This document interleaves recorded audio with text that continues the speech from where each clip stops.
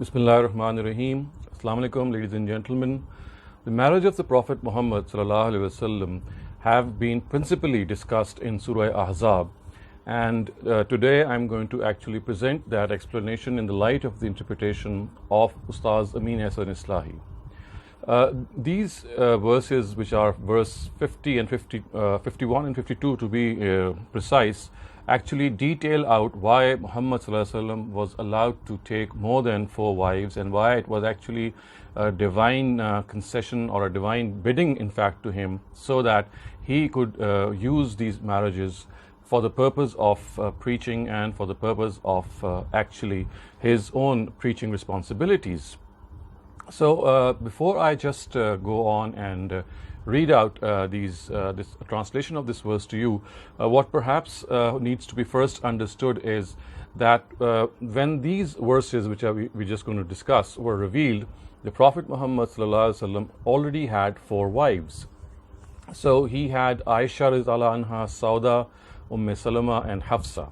So 4 wives were already married to him when these verses were revealed, and of course he married them under the common law, which was allowed for all Muslims, or which was stipulated for all Muslims, in which they could marry more than 1 wife, and that marriage, or those marriages, could not exceed 4, and also justice had to be observed between all the wives. So as far as this law is concerned, it is meant for all Muslims, but the Prophet was given a further lenience in this regard, or a further responsibility in this regard, so that in order to discharge his preaching endeavors, he could marry more than 4 wives. So I'm now just going to read out the text, or in fact just the translation of these verses before you, and then come to the explanation which has been offered by Ustaz Amin Ahsan Islahi. So, as I said, these verses are verses 50 to 52 of Surah Ahzab, which is the 33rd surah of the Quran. And it reads, O Prophet, we have made lawful to you the wives whose dowers have been paid by you, and free women whom God gives you in your possession from the spoils of war, and the daughters of your paternal uncles and aunts, and the daughters of your maternal uncles and aunts, and who migrated with you, and any believing woman who gifts herself to the Prophet if the Prophet wishes to marry her. So before I complete the translation, this part of the translation actually lays out 3 categories. It delineates 3 categories in which the Prophet could have married. The first of them, of course, is that believing women who had, or to put it in other words, women who were caught as slaves in wars, and they could be set free, and if their stature demanded, then the Prophet could have married them. Then the second category is mentioned here, is that his cousins who had migrated with him and borne the brunt of this migration, and as well as other issues which of course do exist when one migrates from one's home. So he could marry amongst his cousins, both maternal and paternal. And the third category, which is here delineated, is the category in which a Muslim lady would like to gift herself, or in other words, to present herself and forego all her conjugal and marital rights. So these were the 3 categories in which the Prophet was given permission to marry beyond those 4 wives. And I'm just now going to make this point later on as well. Just let me finish the remaining translation. So the words which are next important is that this directive is specifically meant for you alone. So the Prophet is being addressed and said that this directive is just for you, khalisatan laka. It's just for you, min dunil mu'mineen, which is of course not meant for the believers. It is separate from the believers. And then the verse goes on to say, we very well know what we have imposed on them as obligations regarding their wives and slave girls, so that there be no difficulty for you, and God is forgiving and merciful.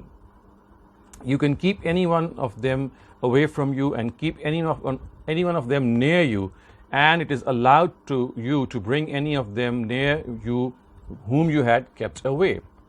This is more proper, so that you can be contented and not be sorrowful. and feel satisfied with whatever you give all of them. And God knows what is in your hearts, and God is all-knowing and most forbearing. All other women besides these are not lawful to you, nor is it lawful to you to change them for other wives, even though their beauty may enchant you. Slave girls, however, are allowed to you, and God does watch over all things. So this is a comprehensive statement of the Quran which tells us the circle in which the Prophet was given a directive or given this option to marry vis-a-vis his responsibilities as a prophet.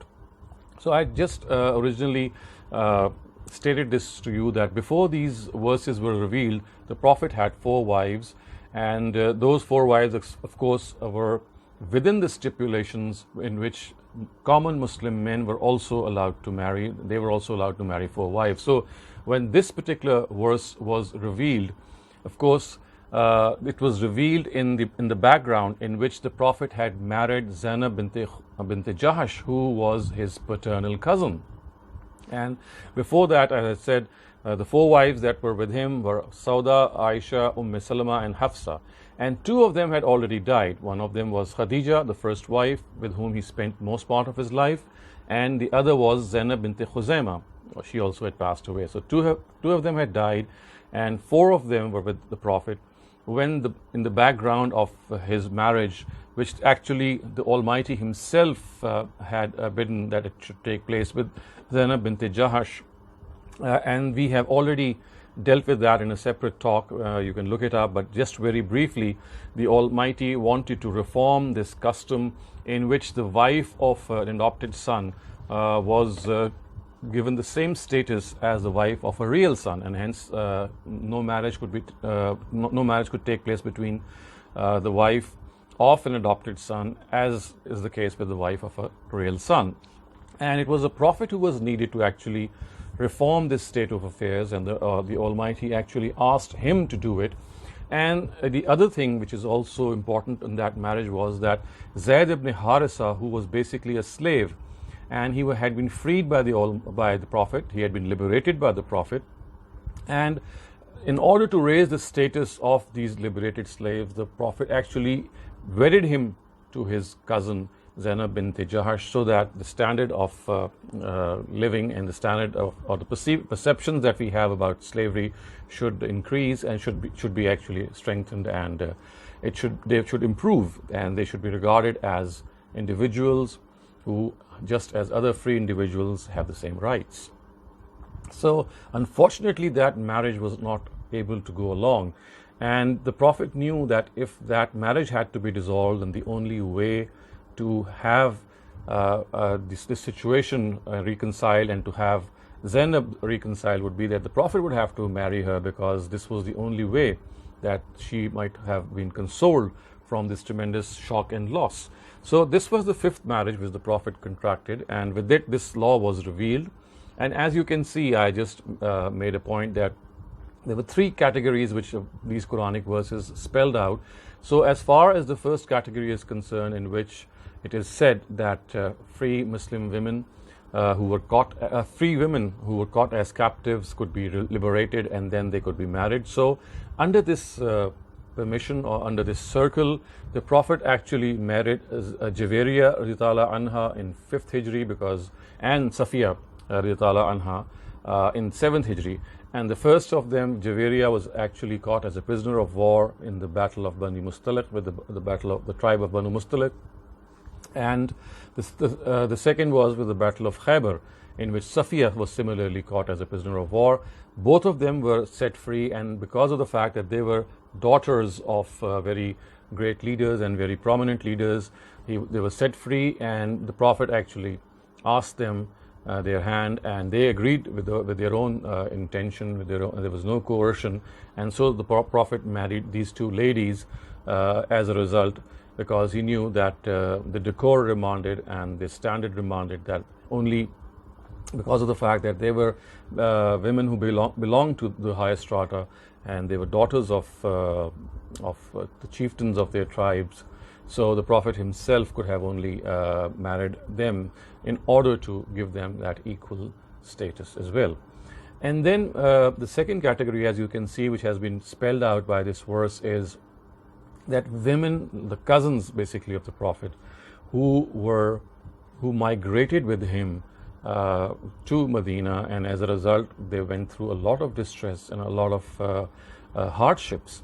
And under this permission, actually, the Prophet married Habiba, who was the daughter of Abu Sufyan, and Abu Sufyan was an uncle of the Prophet, not an uncle from the blood relation, but as we can say, on an extended scale, he was an uncle of the Prophet, and therefore his daughter was an extended cousin of the Prophet, and he married Habiba for that. And especially we know that regarding Habiba, she had migrated to Abyssinia, and there her husband had actually given up Islam. He had accepted Christianity, and it was King Negus of Abyssinia who actually was the person who solemnized this marriage between the Prophet and Habiba.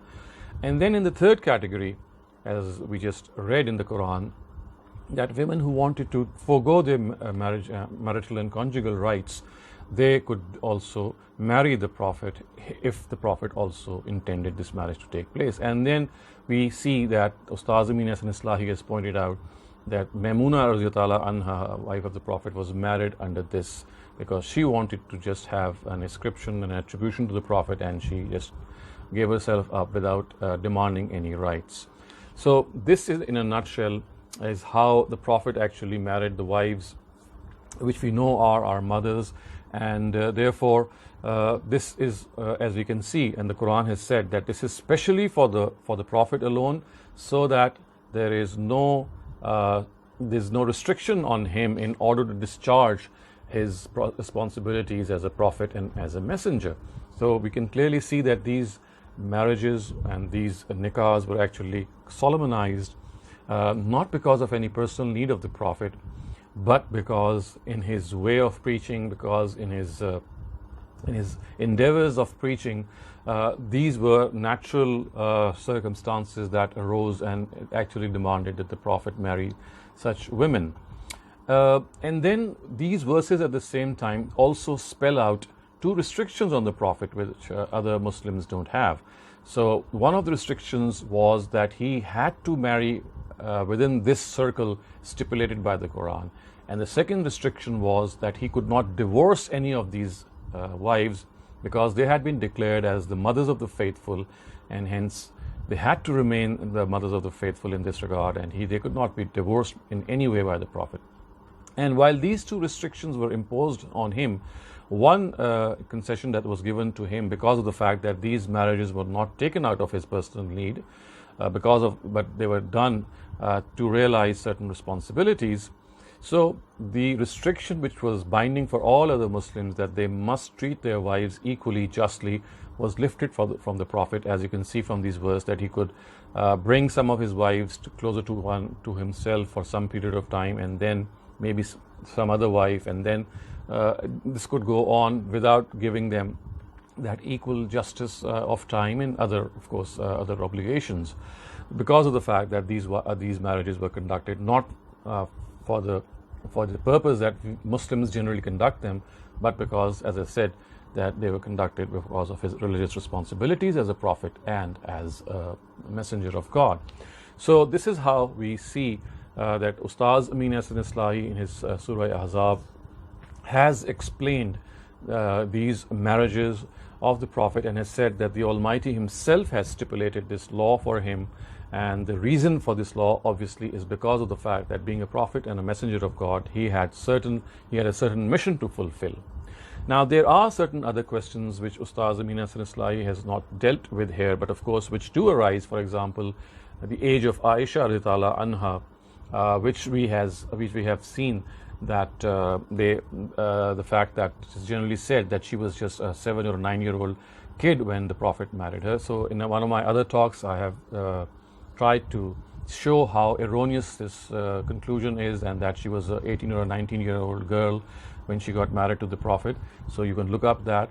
And similarly, there is this question that often people ask regarding Maria the Copt, who was a gift a slave lady was given as a gift by the king of Egypt to the Prophet, and the Prophet kept her as a slave lady, and he even had children from her. We know that Abraham, the son of the Prophet, was born from her.